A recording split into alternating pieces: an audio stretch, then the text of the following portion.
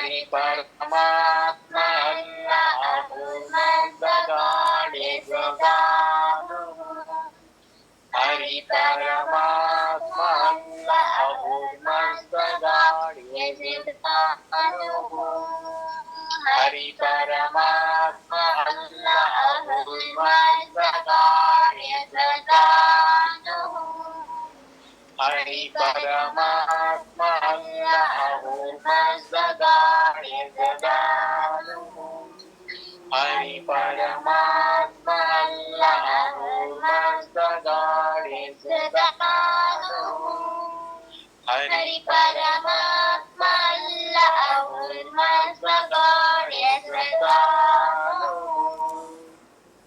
शाश्वत प्रियतम अवतार मेहर बाबा की जय।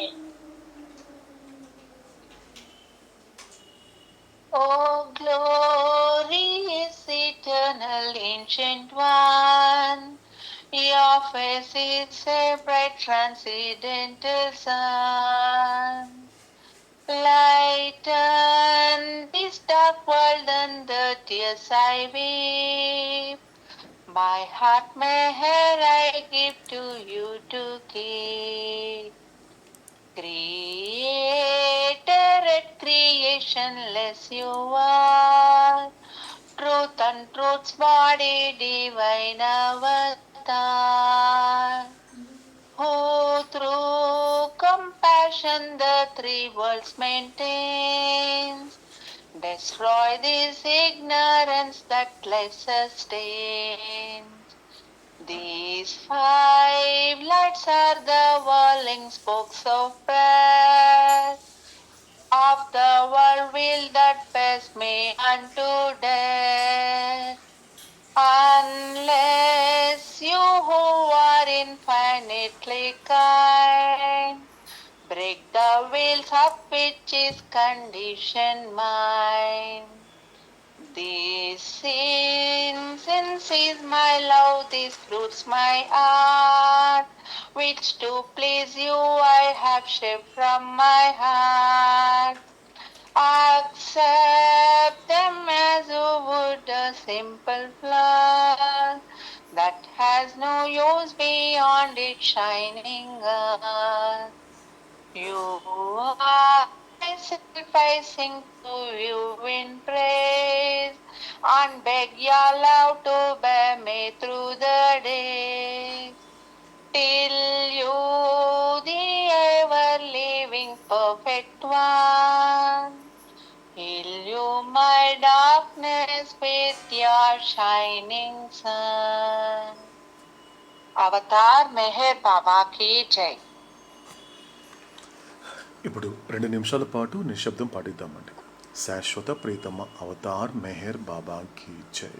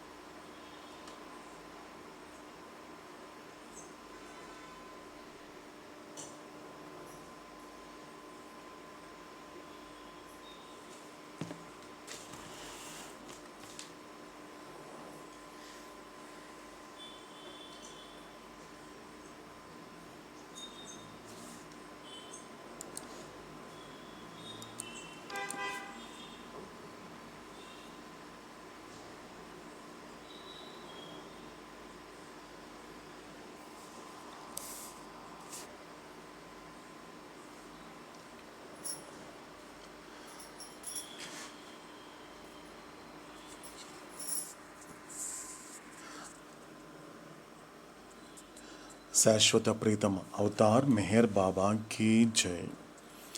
ఇదండి ఇప్పటి మెహరోపాసనము. సో ముందు మనకి అవతాడు చెప్పబోయేటువంటి అద్భుతమైన అమోఘమైన మాటల్ని శ్రద్ధతో ఆలకిస్తూ ఆ వాక్యాలకి ఆధీనమవుతూ ఎరుకతో నిత్యంగా నిరంతరాయంగా ఈ మెహరోపాసనమును కొనసాగిస్తూ సహకరించని స్థూల సంస్కారాలని సహకరింపచేసుకునే ప్రయత్నం చేద్దాం. తర్వాత మెహరోపాసనలో తిరిగి కలుసుకునేంత వరకు ఓ అవతార పురుషుడా, లోకమును కాకుండా నిన్ను అర్థం చేసుకునేలా, లోక సంకల్పమును కాకుండా నీ సంకల్పమును అర్థం చేసుకునేలా నన్ను మలుచు. శాశ్వత ప్రీతమ అవతార్ మెహర్ బాబా కీ జై. శాశ్వత ప్రియతమ అవతార్ మెహర్ బాబా కీ జై. అందరికీ జై మెహర్ బాబా.